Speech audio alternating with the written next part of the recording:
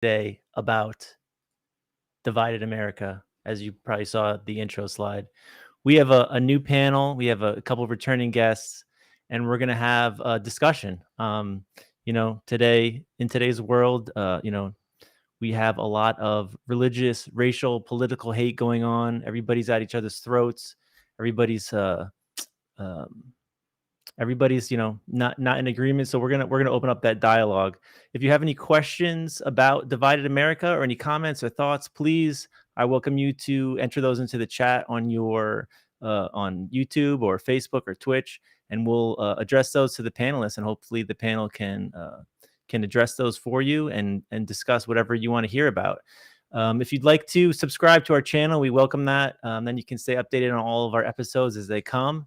And we also feel free to visit our website, kidsaretalking.live, and you can see all of our episodes are archived. We have resource links for all the topics we've gone through. This is episode 18.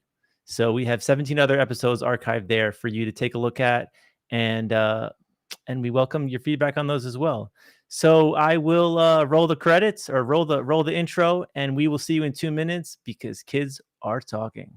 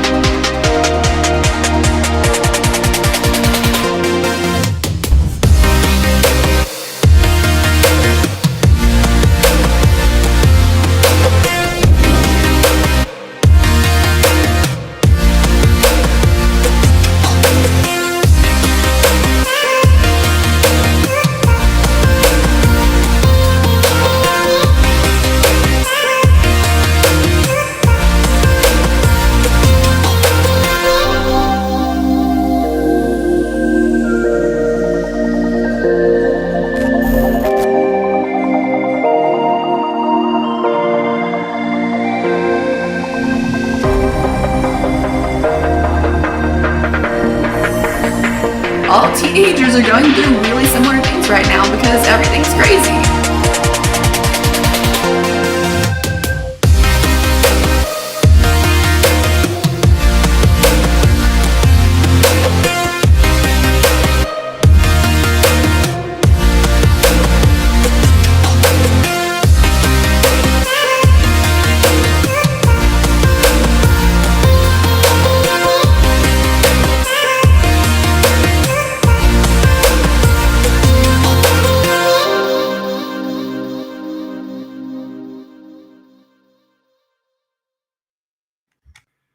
What do you say, Dr. Don? Well, it's, here's the irony of this show tonight. We're close to the eve of Halloween. All Hallows Eve is upon us. And here's the thing. That's the holiday that one night we can all be whatever we want to be. Nobody really judges us. Mm-hmm. A chance to have free expression, be who you want to be for one night, experiment, explore. Nobody's really out to judge you because that's what Halloween is about, is to just explore, be creative, and be who you want to be and dress up and express with no division. So that's what's kind of cool about the timing of the show. I don't think we thought about that, but actually today I just was kind of thinking about how ironic that is. Yeah, everybody gets to hide behind their mask. I mean, we hide behind our mask every day. I'm sure you. But that's a night it's allowed. Experience that, yeah. That's a night it's allowed. Well, Sunday it's allowed. So. And here's the other thing that's kind of interesting. We never think that kids want to talk about this stuff. I cannot tell you how many people in the last week have said, I'm so excited to watch the show because I want to know what kids think about politics. Are they influenced by hearing their parents? Do they have minds of their own? Do they really think and want to talk to everybody who's watching the show and to each other about all the things that we all as adults think about? This is probably one of the rare nights that people across the land can get to hear what kids have to say and realize that they do have opinions and they know more than you think. Right. So we're very fortunate tonight. Well, we always knew they had opinions. The question is whether we're willing to listen to their opinions. Yeah. And on this subject, people really want to know what kids think about what's going on in the world. So tonight's the night. Great. So let's bring out our panel. We have Jesse returning, and we have Ben returning from California. Jesse's from Connecticut, and we have Madison from Connecticut, and we have Anya from Connecticut. A nice balanced group. So hello, welcome to Kids Are Talking. Ben, this is the reunion for you and Jesse. We loved your energy in the last show that you did together on popularity. No, it was popularity, wasn't it? It was, right? And then, of course, Jesse, you were on the anti-Semitism show, and you two really. I always said we got to get you two back here together to continue your evolving dialogue with each other. And then we're blessed with Anya and Madison tonight. So welcome for your first time at Kids Are Talking. And what I'm going to do tonight is, I think first I'm going to start with Madison. Tonight is Divided America. I would like to know, and I think everybody else would like to know very briefly, what personally brings you to a show on Divided America? How does it personally touch you? Maybe just introduce that to us. Yeah, well, being biracial, I am half Vietnamese and I'm half Caucasian.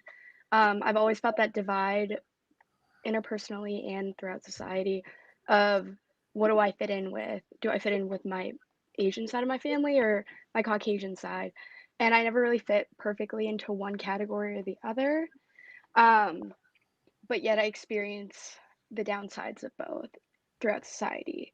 The racism against Asian Americans and kind of like the clapback from to Caucasian people in terms of like historically the racism that has been going on within America.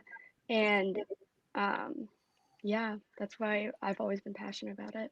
And what a journey for you, Madison. And you're 19, right? And Yes. you're University of Connecticut, correct? Yes, I am.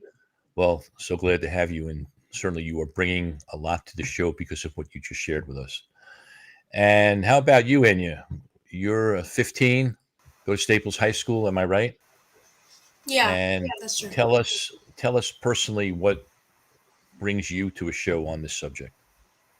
Yeah, so as you said, I go to Staples High School, and in the town that I live in, it is a very predominantly white community.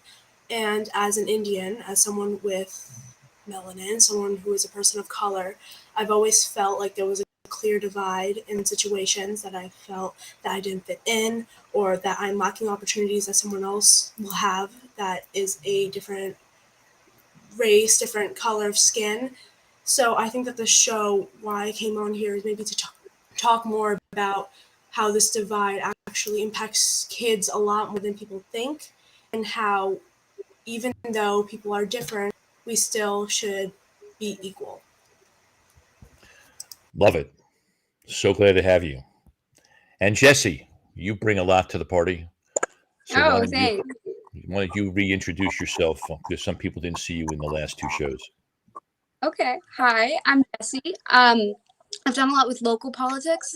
I've written a paper about partisanship for the New York State Political Science Association, and I'm overall really interested in the topic. I have a younger brother with autism, and so a lot of policy that's created on the federal level affects my family.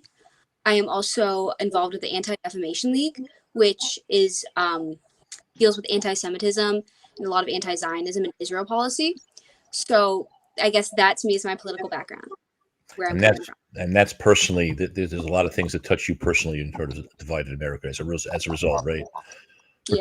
Particularly any of you, I totally suggest that people watch the anti-Semitism show, because Jessie was quite open about her own experience with anti-Semitism. And you're a senior in high school, and you're almost on your way, but you have a lot. We know you have a lot to say. Yeah. And then there's your friend Ben over here from California. Hi, Ben. Hi, Jesse. All right, Ben. So tell us what personally brings you to this particular subject tonight, and a little bit about you. Yeah, so I'm Ben. I'm 15. I'm from California. And I'm a kid entrepreneur, also an influencer doing things like this. I live and breathe half my life in business, the other half in business and politics and what's happening in the world.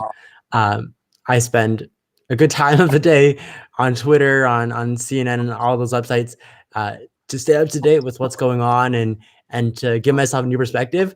I mean, I've like we've all lived through a lot of big things happening more lately, and I think it's so important that we can have this open dialogue. My sister is a senior in high school, and in their government class, they always have these debates, and it's so interesting that she always points out how in all of these important issues, there's always so many people who mention how like, oh, I thought you were talking about something else, whether it's gun control or economics. There's always so many teens who think that the other side really thinks something else, and there needs to be so much more clarity, and that's why I'm so excited to be here. And you're an old 15-year-old man, right? Right. Yeah. 15 years Ben has been in this world, and look at what you are. And you're homeschooled by choice, right? You are Yep. choosing to have your own. You have your own company. You're homeschooling, and that's all because you wanted to do that, right? Yep. All right, so I'm going to get the show going with a very interesting way to begin. Billy Joel, the great Billy Joel, the guy that sells out Madison Square Garden every time he goes in there. Remember the song, We Didn't Start the Fire? The famous Billy Joel song, right? So, did you all inherit a mess? Being at this stage of your journey, the first question for all of you is, have you all inherited a mess? Because I'm from the 60s, and we thought we were protesting Vietnam and changing the world and Woodstock and everything else. And it kind of feels like we've sort of left a mess, as well as other people have left the mess. Do you think that's true? In terms of where we are now in a divided America? As much as I was called a mess, I would also call it a blessing. Because we're yes, all the past mistakes we have made in terms of climate and economic policy and discrimination are staying with us as shadows. But I think if we recognize that, we also have to recognize the good in all the technological advancements that we have made as humans. So yes, what we have left is an imperfect scenario, but at the same time, I think our generation has the resources and the education to make a difference. Madison, you're shaking your head. You go along with that? Yeah, I do agree. No, I agree with that. Obviously, I don't think anyone in our generation would want to have to deal with this in a perfect world, but at the same time, it kind of adds for like the development of our generation as a whole, like having to rise up and look at what is going on in America and making a change to that.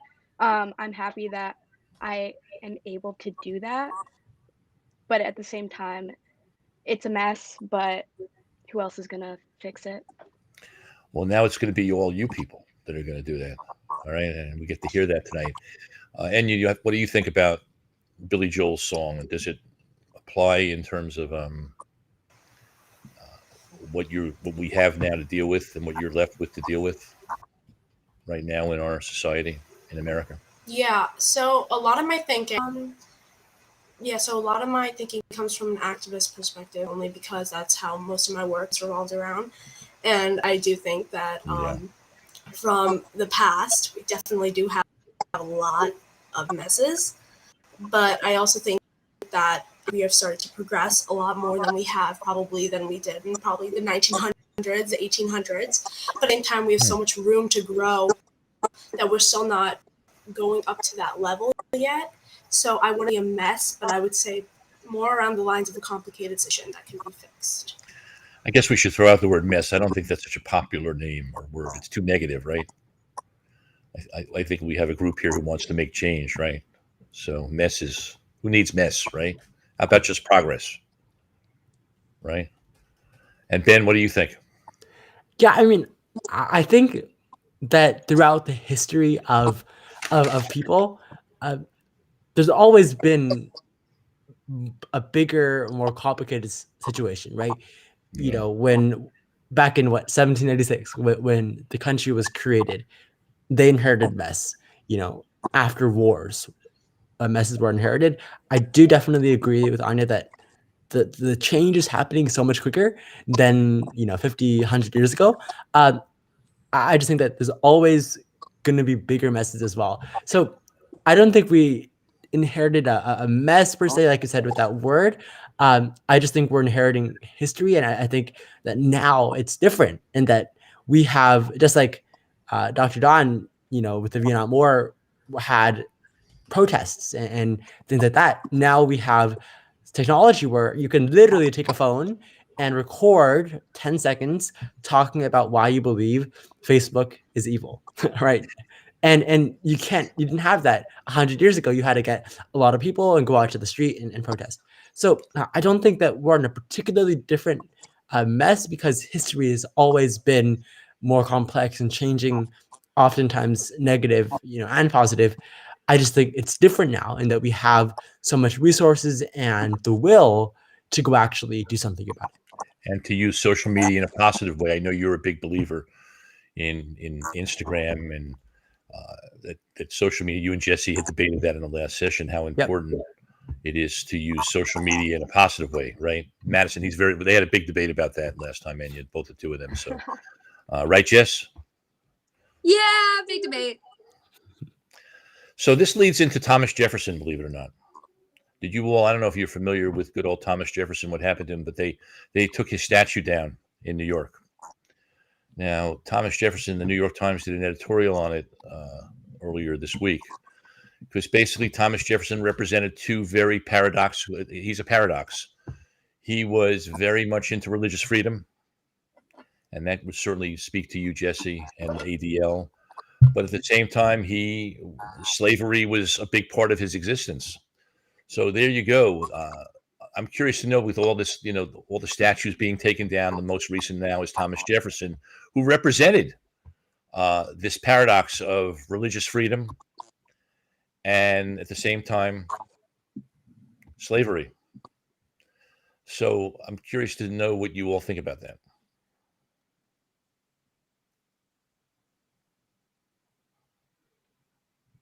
Silence on that one. Sorry, can I go? So obviously, I think that Thomas Jefferson is a hypocrite, obviously. I mean, he stuff about so much stuff about why Black people are not as equal towards white people during his time, during of his conferences and everything. At the same time, he had a sexual relationship, enslaved woman, even a woman, a little girl, Sally Hemings. I believe that in general, he screams hypocrisy. And I'm truthfully glad they took down the statue, because there are so many more influential people that he put in place instead of him. I understand that he did have some sort of role in America's making, but at the same time, the values in the World War weren't correct and definitely wouldn't be stood for society today. Does anybody want to agree or disagree with that particular opinion? I agree. You agree? You agree, Jesse, no, right? Go ahead, Jesse. Oh, thanks. Okay, I'm gonna go after it. I think by Thomas Jefferson's time, slavery was a common practice.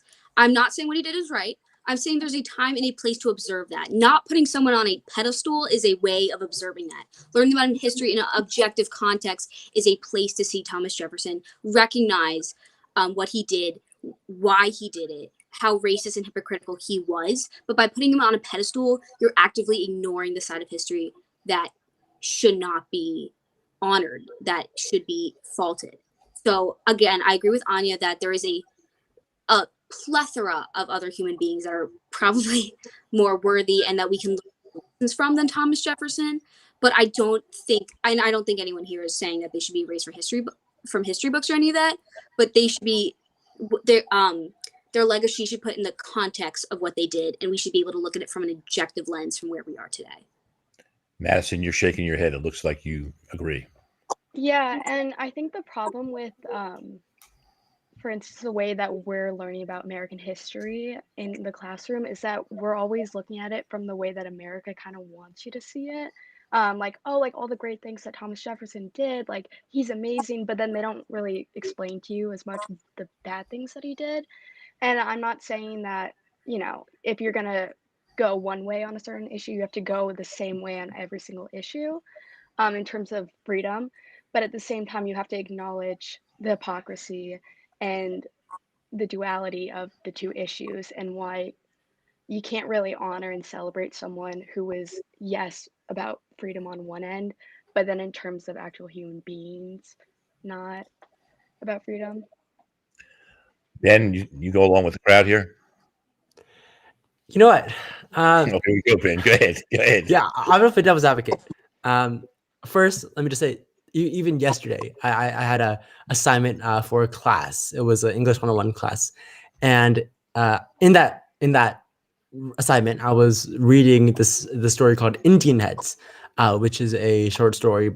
I didn't do the full assignment, but it was essentially talking about the story of a Native American, talking about their history in terms of what it is in textbooks, and talking about how like Thanksgiving was the celebration of a massacre, truly, and everything like that. So on one hand, I will say that there's definitely needs to be more information out there. All these, what Thomas Jefferson did, what the true history of Thanksgiving.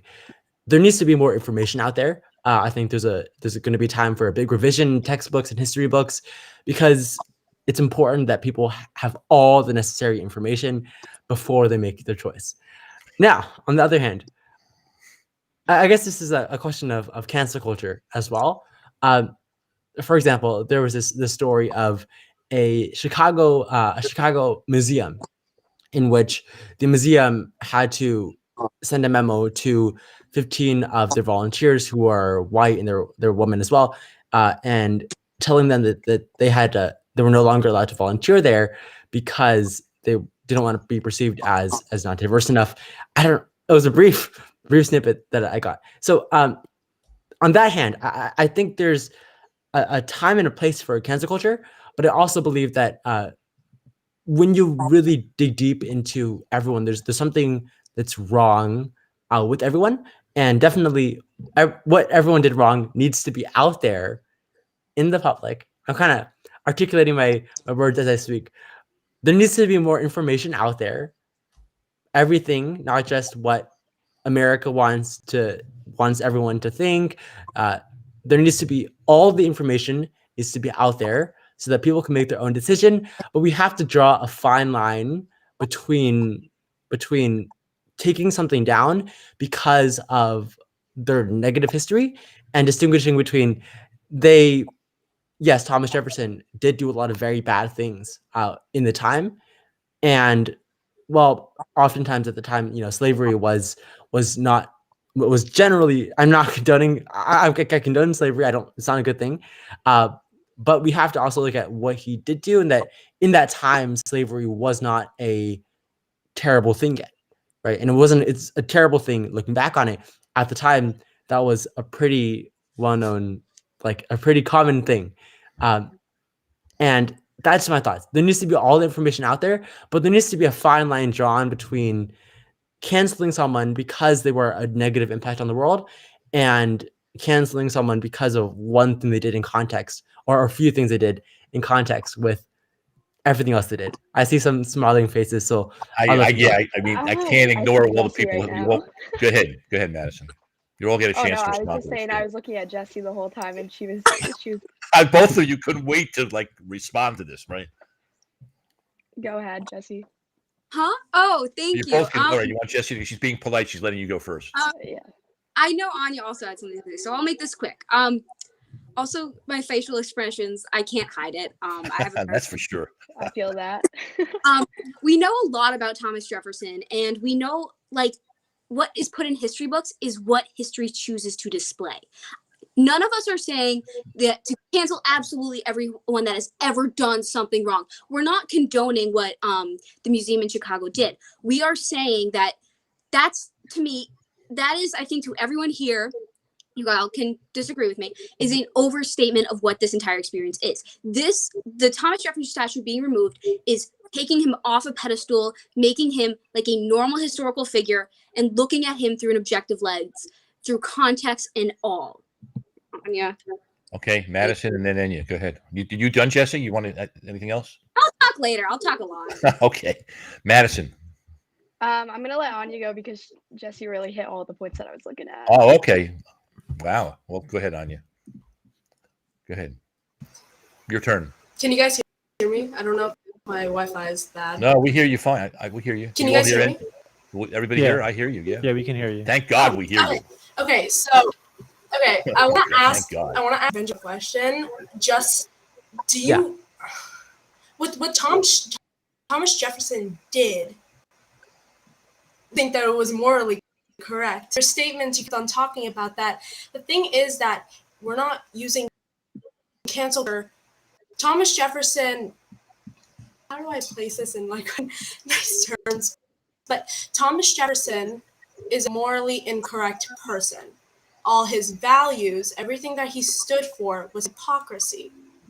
So, in a way, putting a statue up on him, not just to dignify that he was a president, yes, he was. And no one's going to deny the fact that he did some good things for this country, but at the exact same time, his morals and his values were absolute. And I understand that a lot of people are saying that slavery was normal at that time, but is it normal today? I mean, we all know about there are certain types of slavery now, unfortunately, and trafficking in general. Would you say that it absolutely is not?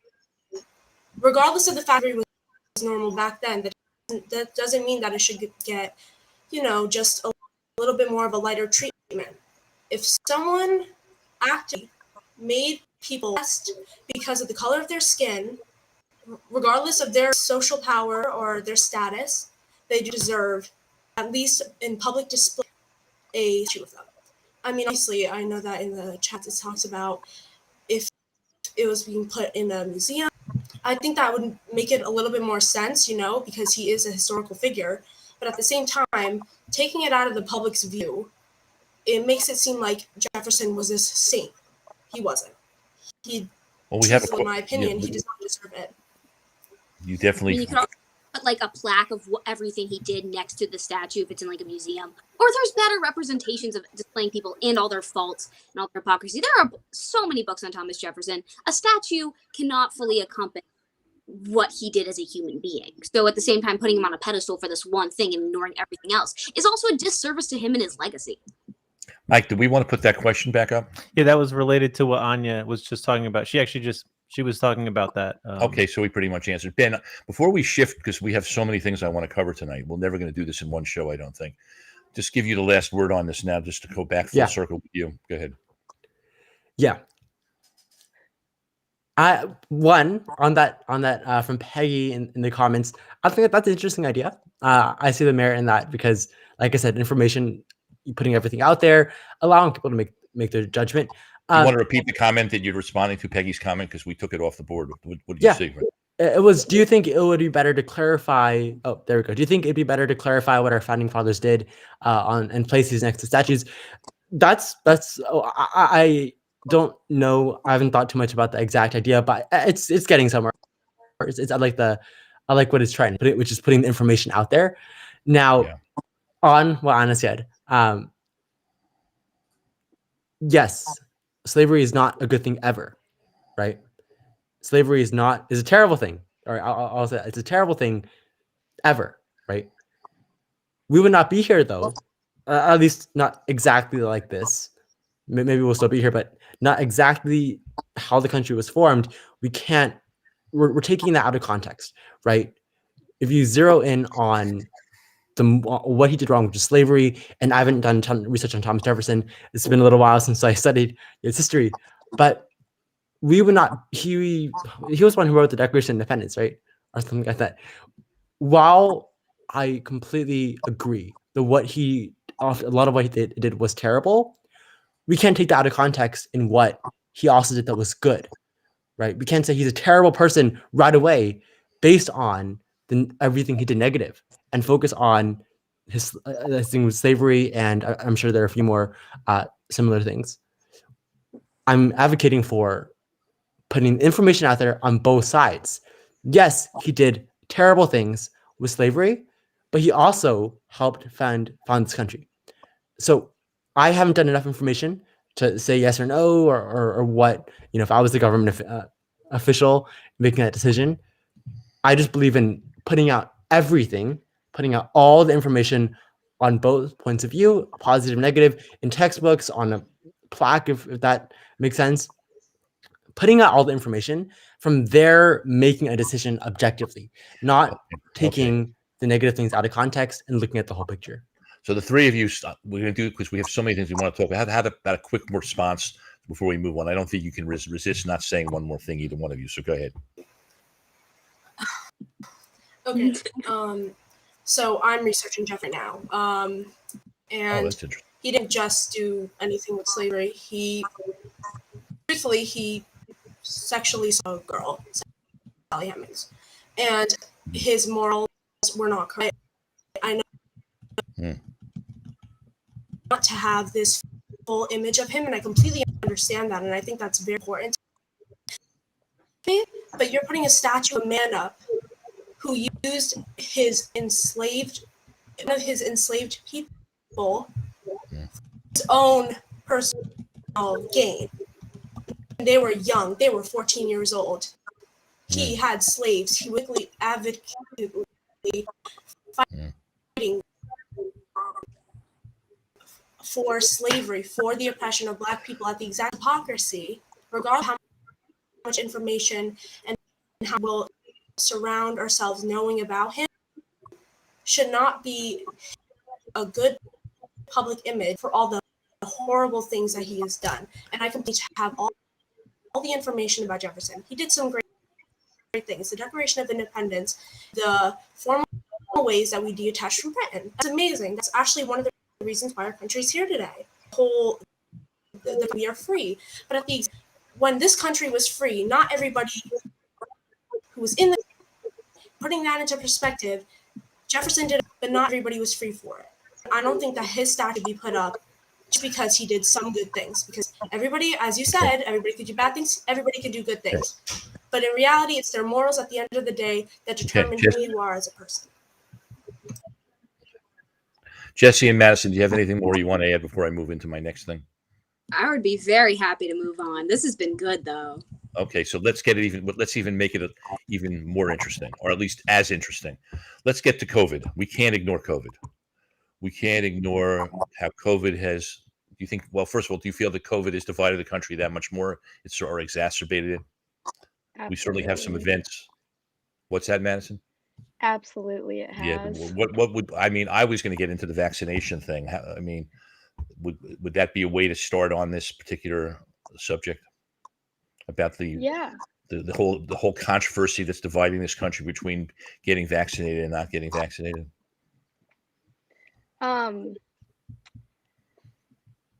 will be as respectfully mild as I can on this. Whatever you need to be. I think it's ridiculous, if I'm being quite honest. Of course, I'm going to put aside medical exemptions, religious exemptions. I completely respect and understand every situation that an individual may be in. However, there's a lot of information that's not exactly truthful that is going out on social media like Facebook, Twitter, in regards to the vaccination.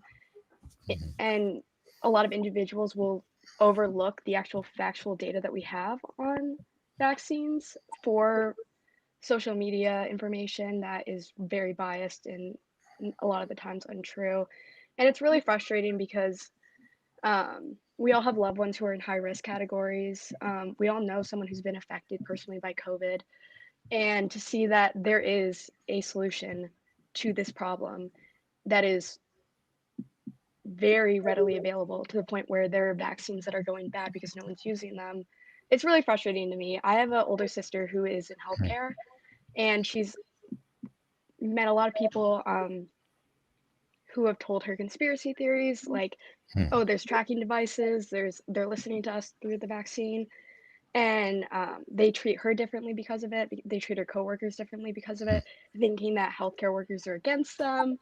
It's very crazy to me, but it's really frustrated because the amount of work, the amount of lives lost for this vaccine because of this pandemic. 750,000 deaths, actually. Yeah, to see that kind of like resistance to following like what the CDC is recommending. It's really heartbreaking to me personally. Anybody want to disagree or just agree on that?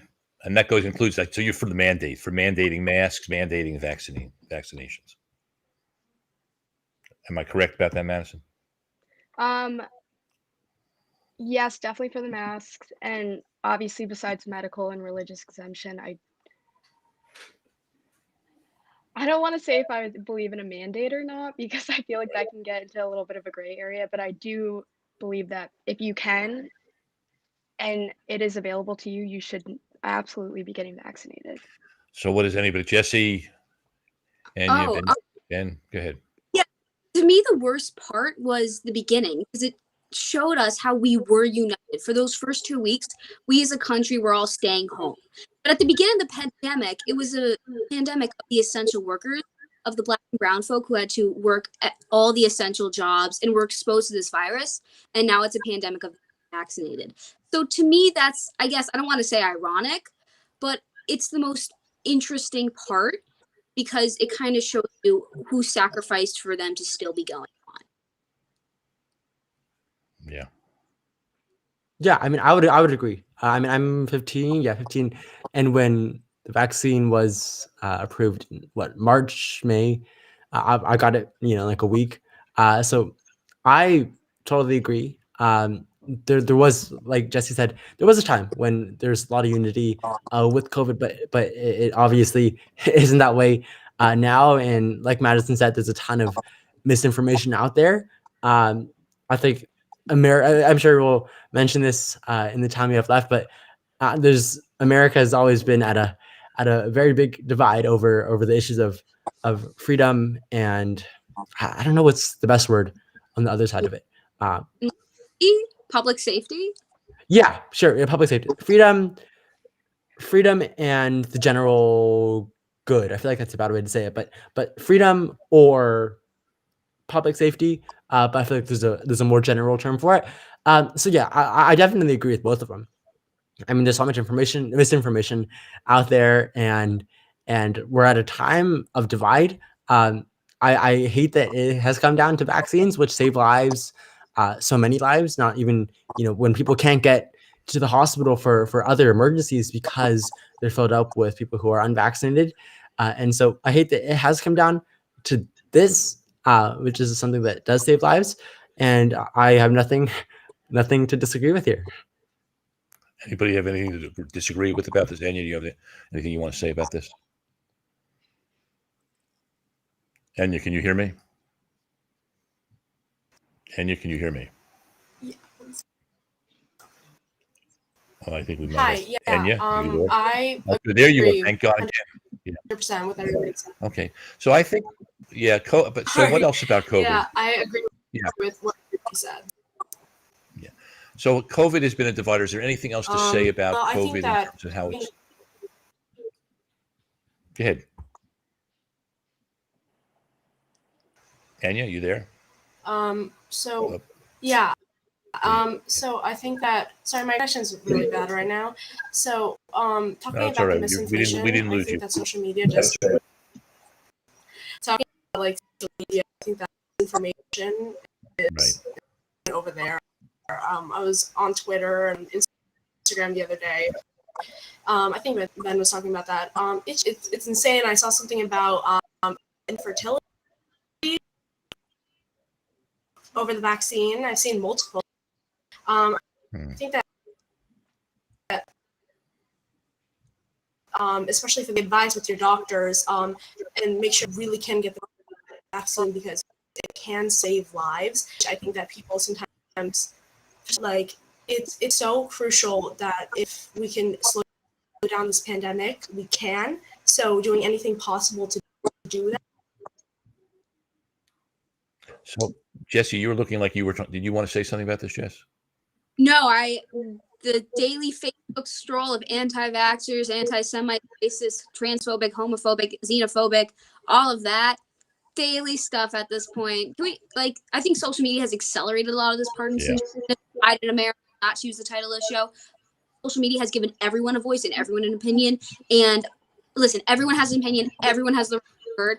But everyone then also has the right to want attention, and we as humans, I think, instinctively want that. So on Twitter, people in Facebook, you want to post the most absurd thing. Why do you think Joe Rogan and Ben Shapiro have that many followers?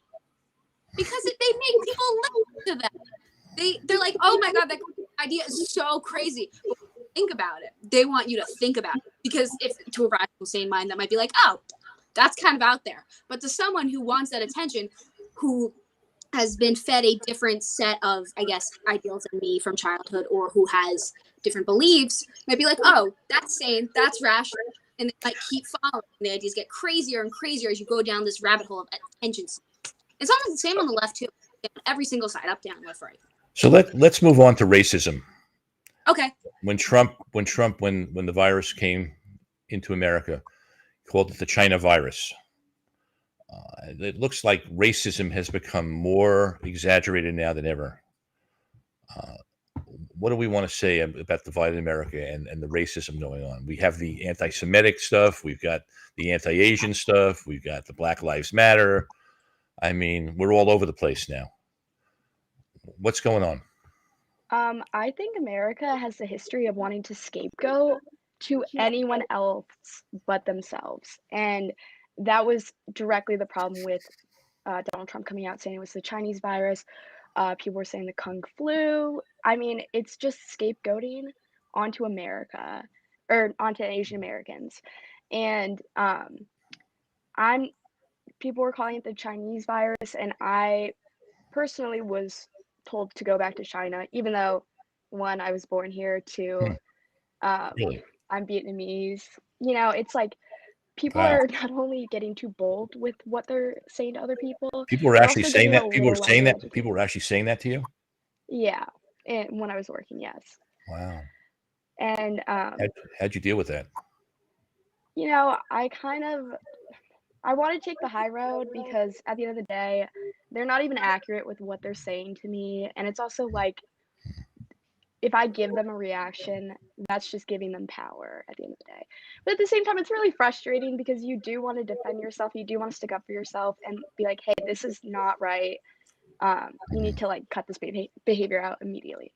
But the problem with discussing that with people who clearly are very bold enough to call you out for something is that it's just going to intensify and intensify. So, yeah. That's pretty cool. And how about you, Enya? How does it affect you personally? All this racism. We still having technical problems with you, Enya? Yeah. We'll go back to Enya. I think we can't get her. Ben, how about you? Being Asian, you know, and all the anti-Asian stuff going on out there. How about for you?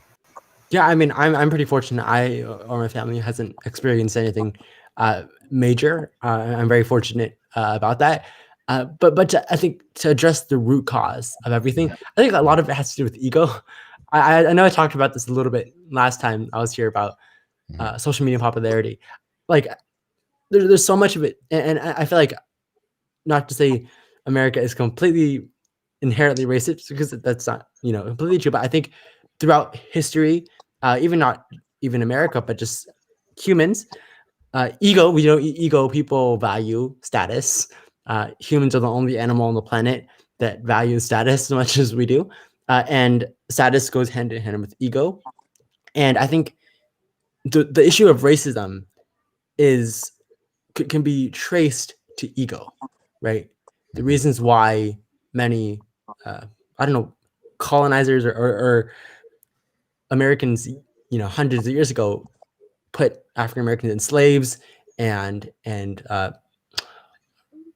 apartheid, even in South Africa, is a issue of ego, of being afraid of not having that number one, the power and the ego. So that, I think, is the root cause of all these problems. Even now, like what Madison said, a little bit of scapegoating, and that not taking responsibility and blaming on other people is also an issue of ego, not wanting to accept that you messed up. So I think if you really want to address the root cause of racism, it goes back to ego and understanding that humans have always double status, and racism is the most blatant Well- way of showing that.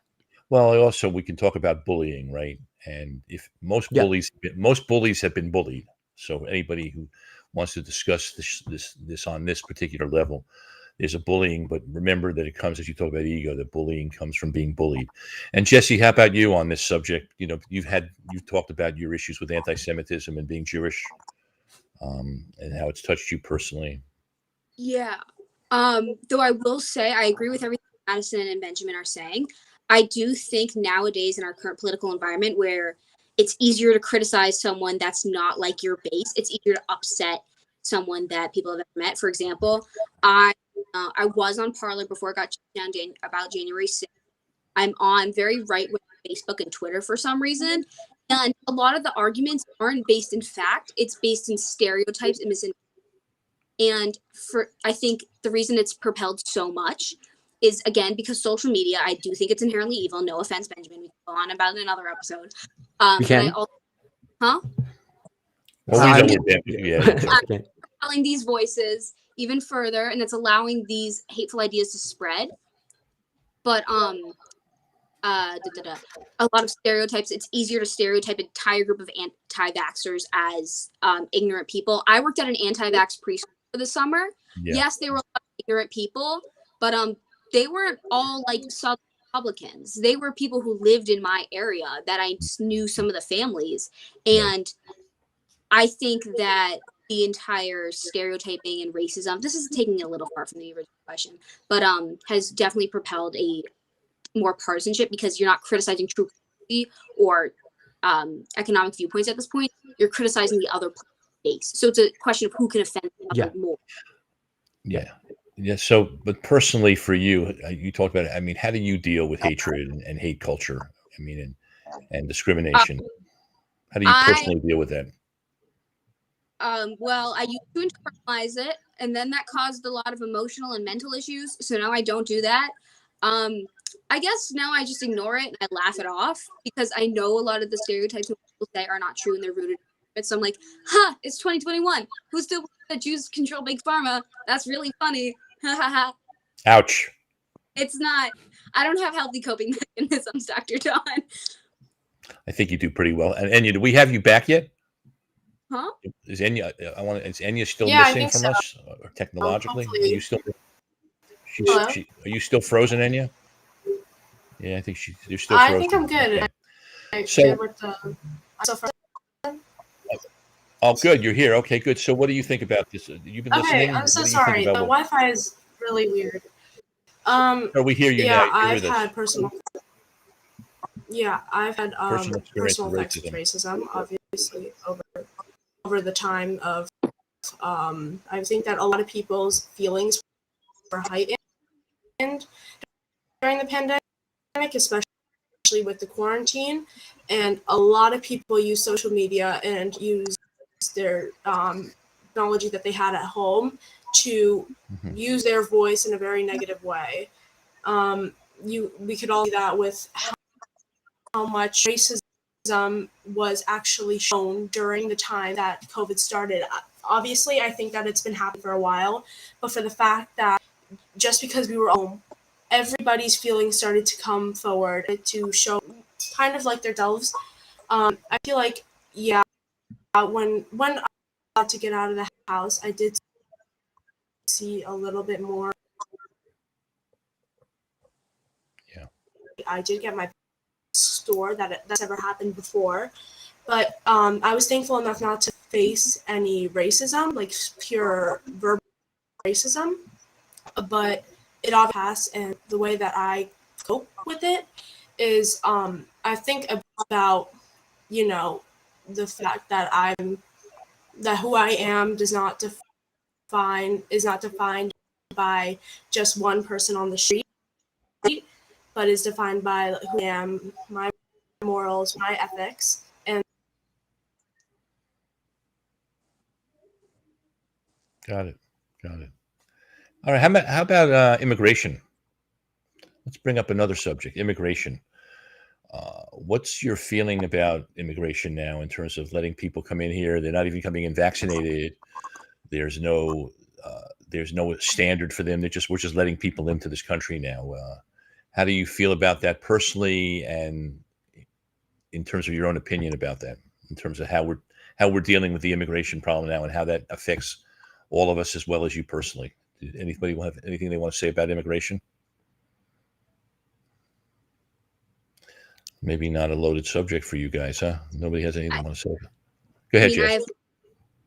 So personally, I feel like the immigration system is broken. I do think DACA should be reinstated. I think there should be more ways for legal immigration to happen. And I don't necessarily want to let everyone, I think back are a great thing, but I think to do it efficiently and in a way that would make this country great. Because again, immigrants made America, and especially the elder aging population, we need immigrants for jobs, and they do contribute to our country. We should make it easier here. Okay, so there's so many things I want to cover. So if something's not loaded, I'm just going to keep moving on unless somebody else has something they want to say about that. Let's talk about abortion in this country. My God. I mean, what do we want to say about abortion? We're really divided there, aren't we? No, 70% of Americans support abortion. 50% of our Senate doesn't. Yeah, well, okay. Madison?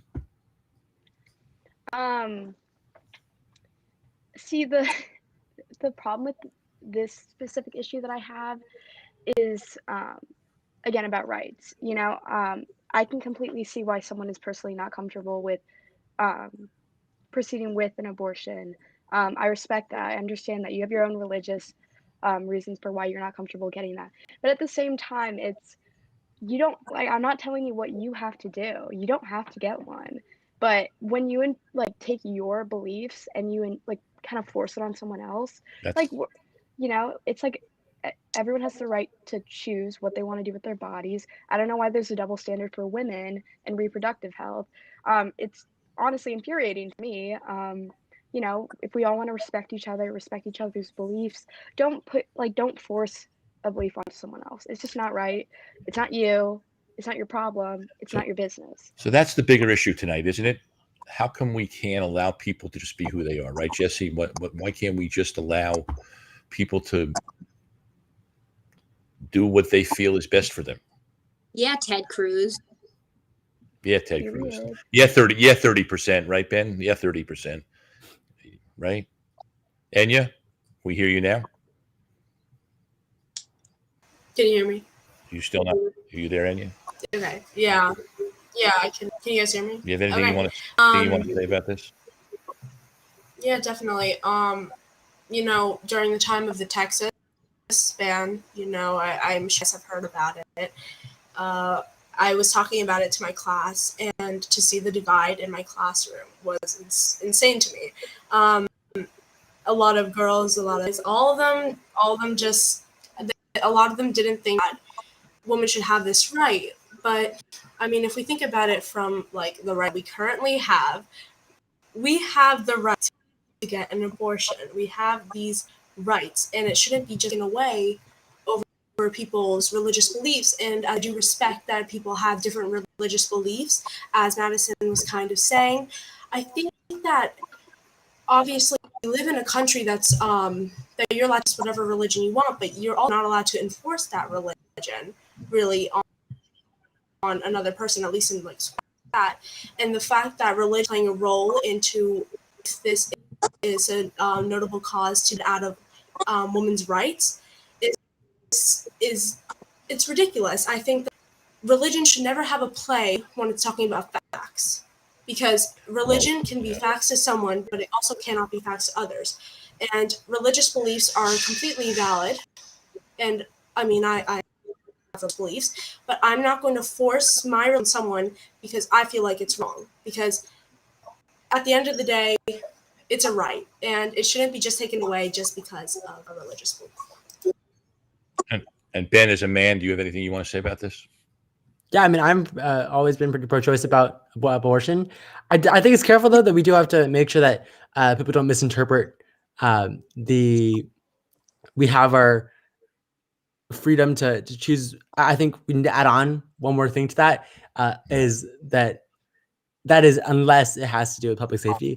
Just because that could be misinterpreted, I think, by people who could use that, for vaccines. So I just want to add that on there real quick, just to kind of make sure that's not misinterpreted. Of you have the right to do what you choose with your body, unless it is harming others or public safety. But that's just my 2 cents. Okay, that sounds good. How about the billionaire tax? Do you think we should be taxing billionaires more money? And are we becoming a 2-class society? And things like Jeff Bezos and them all flying up to space. There's all this comments about how money should be used in other ways. What's your whole feeling about all of that right now, Madison? So I'm a little conflicted in this area again because I think that tax exemption, it's a little too lenient for people who are in the 1%, but at the same time, I do understand like there are people who do work for their money, and like it can be frustrated when you get to that status and then it's like you kind of get held to like I got to be devil's advocate on that end, but at the same time it's really not fair that there are people who have way too much money to know what to do with it while other people are working 3 minimum wage jobs and can't even afford to feed their family. So there has to be a little bit of a balance.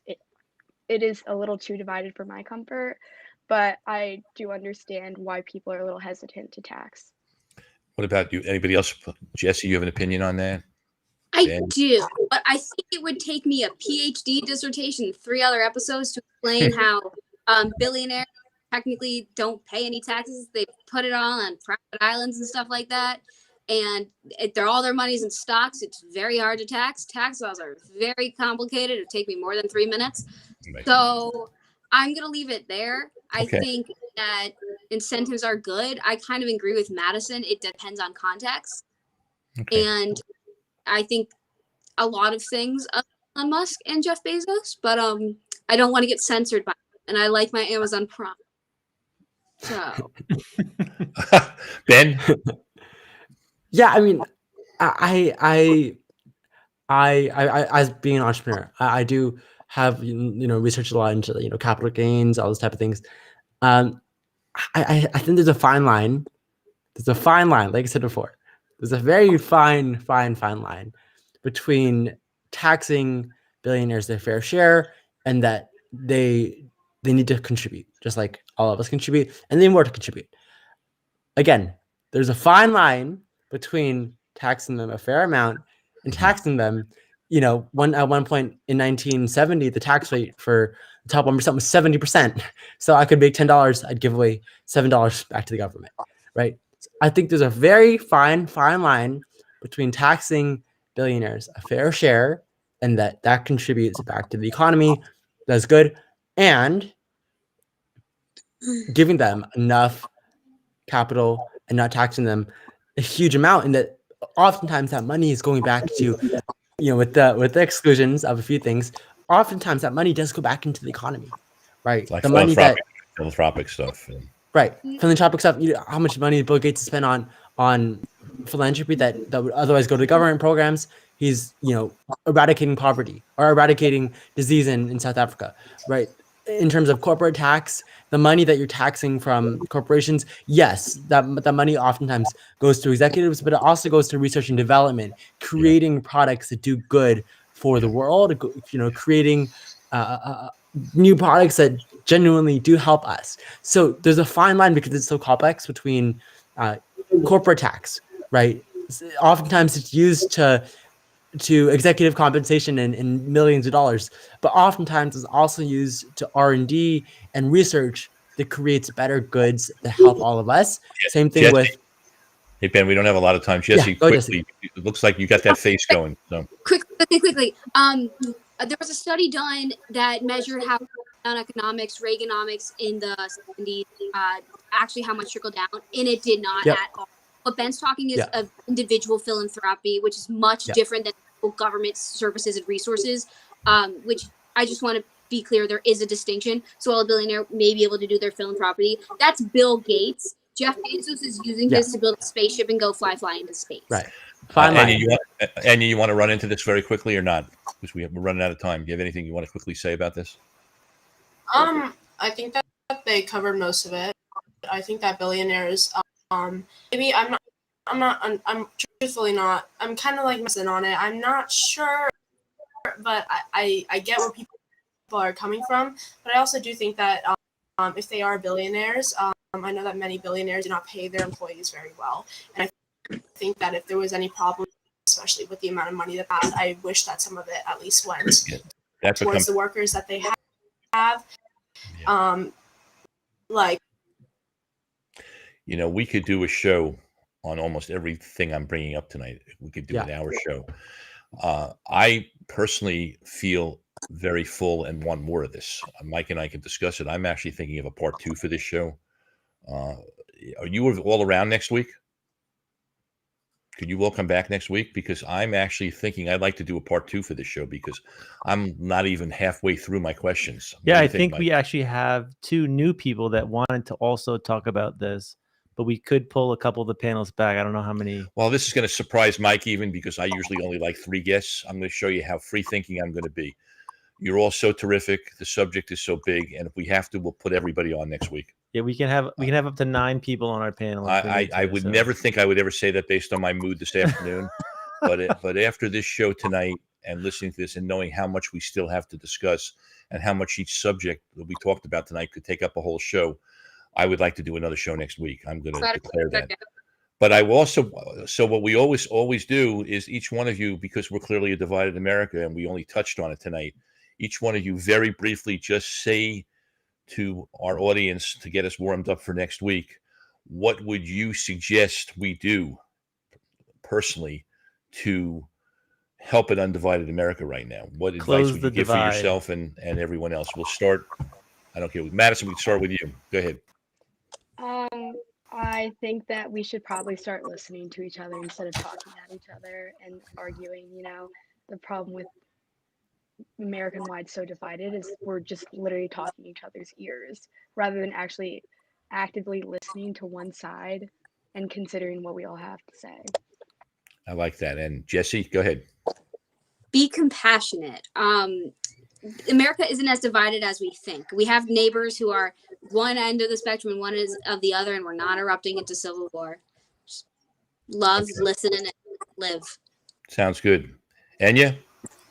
Make sure to do your own research. Formulate your beliefs not off of social media, but off of your own research. Ben, that sounds like something you might say. Yeah, I mean, these are all things that I agree with. Love over hate. You know, there's more love that needs to be out there, and just by stopping to automatically hate someone, you know, because of their stance, first being empathetic, compassionate, like Jesse said, listening, and then you know, being able to go in there and have a thorough discussion. That's not people yelling at each other, but people listening with compassion and openness is going to go a long way. And more dialogue like tonight, right? How was it all for you tonight? Do you feel like you're getting to know each other a little bit? Just, you don't get this. You don't do this in school, do you? It doesn't happen in the school system, right? So at least you get to do it, right, Mike, on Kids Are Talking. I mean, we need more debates, more dialogue. Just have conversations. Right? Well, I think, you know, I think we had a nice, healthy dialogue. We had a little bit of disagreement, but you know, civil conversations are always better than going at each other's throats. And they certainly have a lot to say. I think a lot of America can take a page from this panel's discussion, and you know, we can grow, we can develop, we can change, we can disagree, but we don't have to cancel each other. I mean, cancel culture. We can do a whole nother show on cancel culture, I guess. But and COVID crime, COVID hate, politics, two-party system. Should we have more than two-party system? All these are questions that I didn't get to tonight. LGBTQT questions that I wanted to bring up tonight. Right. Next week, do your homework. Get ready because we are not done with this show. So as far as I'm concerned, Mike, you all stay backstage for a minute. We'll see you backstage. And I have nothing more to say tonight other than I just want more. Yeah, I think we can do a whole nother show. I think we have something lined up for next week. So for everybody that's watching, tune back in next week. And if you want to have our panel discuss anything that we missed, let us know. Drop us a line. Come to Kids Are Talking Live, and we will be happy to field your questions because kids are talking. And I surrender. I'll have more guests next week. From all of us at Kids Are Talking, we love you. Good night.